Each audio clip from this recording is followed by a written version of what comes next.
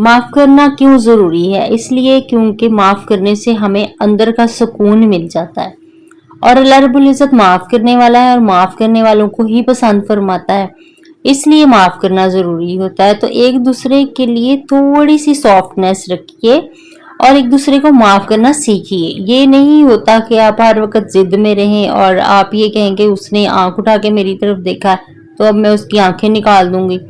ये चीजें जो हैं वो एक वक्त तक अच्छी लगती हैं। जब आप टीनेजर होते हैं तो आपको ये चीजें स्कूल में सिखाई जाती हैं कि एक दूसरे को आपने इस तरह से करना है, एक दूसरे को डील करना है ताकि कोई भी जो है वो एक दूसरे से कम ना फील हो। ये चीजें बच्चों को स्कूलों में सिखाई जाती हैं उस वक्त जब उनको ये बताया जाता है कि आपने हार नहीं माननी। हालांकि ये तरीका भी गलत है। बचपन से ही बच्चों की जो है वो सोशल तौर पे इस तरह से ट्रेनिंग करनी चाहिए कि वो एक दूसरे को माफ करना सीखें और एक दूसरे के साथ मिलजुल कर रहें। लेकिन कुछ चीजें हमारे माशरे में मुतजाद हैं, उनको तो हम नहीं चेंज कर सकते, लेकिन अपने आप को चेंज कर सकते हैं। खुद को चेंज कैसे करेंगे? खुद को चेंज करें कुरान पाक को पढ़े तर्जमे के साथ।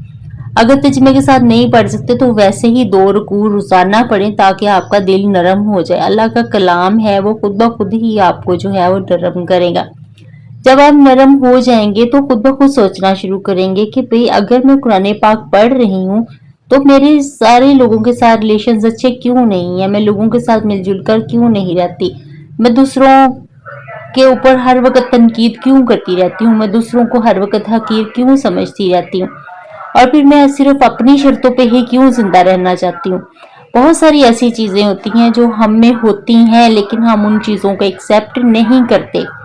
बहुत सारे हम में से लोग ऐसे हैं, हम में से फीमेल ऐसी हैं जो सिर्फ अपनी शर्तों पे जिंदा रहना चाहती हैं, जो ये सोचती हैं कि मुझे ये चीज मिलेगी तो मैं ये काम करूंगी, अगर वो एक दफा ना मिले तो उसी वक्त ही रूठ के बैठ जाती हैं और अपना भी टाइम वेस्ट करती हैं, दूसरे बंदे का भी टाइम वेस्ट करती हैं। तो इसलिए खुद पे काम करना और फिर दूसरों को माफ करना और खुद को माफ करना बहुत जरूरी होता है।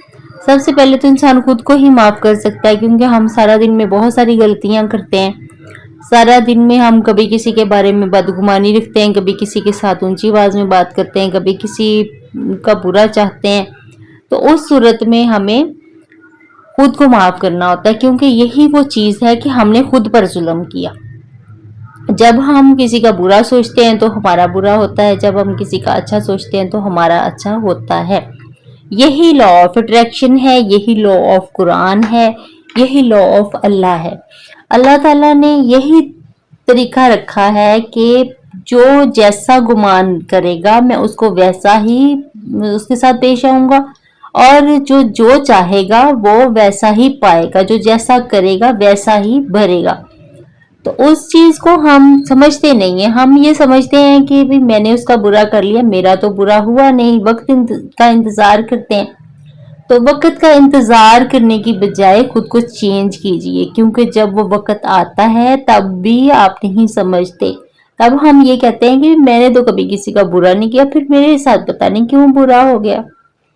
ऐसा ही होता है ना। हम खुद अपने अंदर अगर झांक के देखें, अपना एनालिसिस करें तो हमें खुद में बुराइयां नजर आएंगी। हम कितना लोगों के बारे में नेगेटिव सोचते हैं, लोगों को लेट डाउन करने की कोशिश करते हैं, लोगों के घर तोड़ने की कोशिश करते हैं।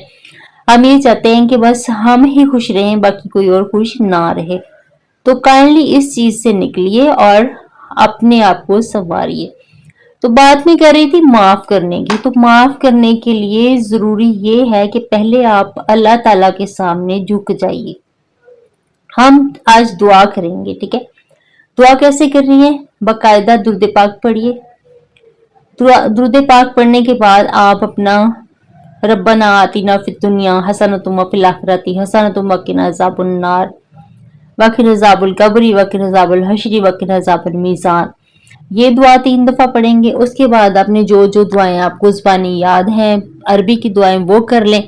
उसके बाद आपने सरेंडर करना है, अपने रब के सामने झुकना है और अपने दिल में सोचना है, अल्लाह से दुआ करनी है कि या अल्लाह मैंने फलां बंदे को माफ नहीं किया। क्यों? क्योंकि उसने मुझे फलां वक्त में घूरा था, उस बंदे ने मुझे फलां वक्त में ये नुकसान पहुंचाया, मैं उसे माफ नहीं करना चाहती, लेकिन मैं तेरी रजा के लिए इसको माफ करती हूँ, मैं इस शर्त पे माफ करती हूँ कि तू भी मुझे माफ कर दे।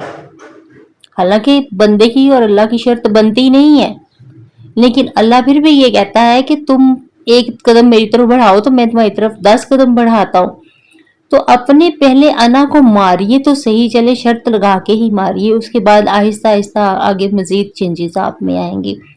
इसी शर्त पे कीजिए कि अल्लाह तू मुझे माफ कर दे, मैं इसको माफ करती हूँ, और मेरे लिए आसानियां कर दे, मेरे रास्ते हमवार कर दे, और दूसरों के साथ अच्छा सलूक करना शुरू कर दीजिए।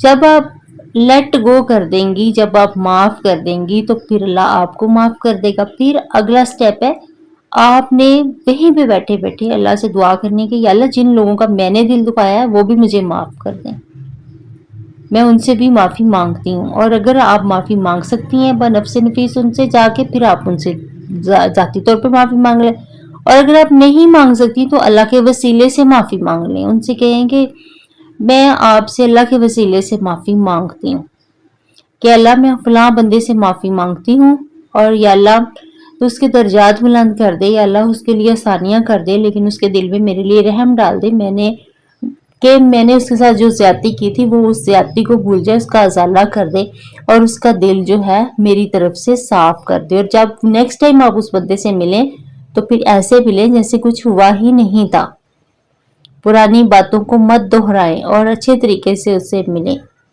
तो अल्लाह पाक सारे आपके रास्ते आसान कर देगा। उसके बाद आप अल्लाह से मांगे जो भी आपकी दिली तमन्ना है।